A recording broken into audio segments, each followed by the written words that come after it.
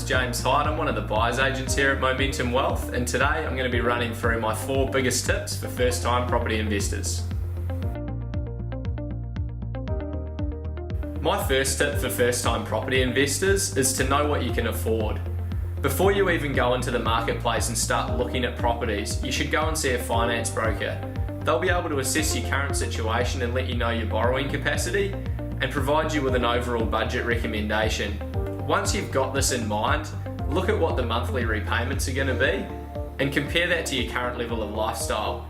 If it looks like you're not going to be able to comfortably meet those repayments without making major adjustments to your lifestyle, then I'd probably say that you're overextending yourself and you should look at something maybe a little bit cheaper.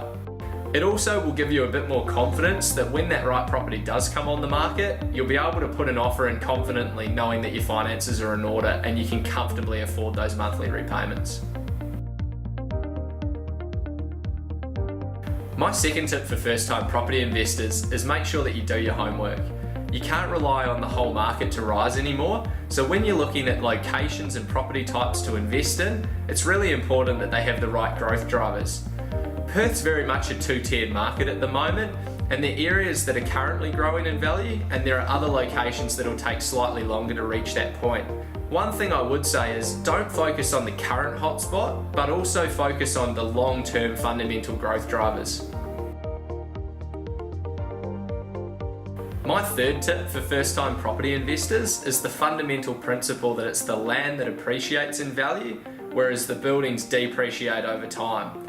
So what does this mean for you? When you're doing research into what property type to buy, ask yourself how much value is in the land. For example, if affordability is a problem and you're thinking between an apartment and another option, one thing I would recommend is going for something like a duplex half where you're still getting great affordability, but you're also getting value in the land.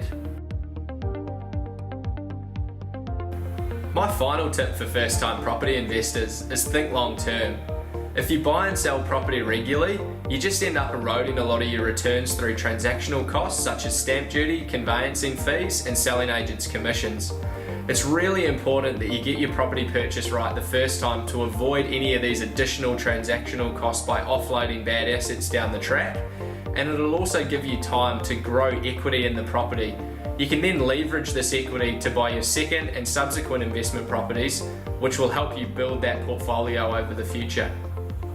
I really want to stress that getting this investment property wrong can set you back years. If you're not confident, surround yourself by the right people and seek professional advice.